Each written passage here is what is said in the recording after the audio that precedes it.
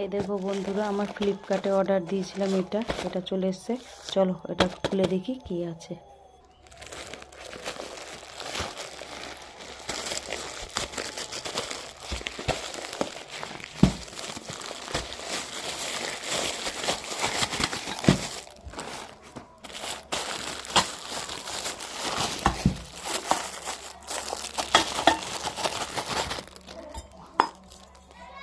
স্টিলের কাপ,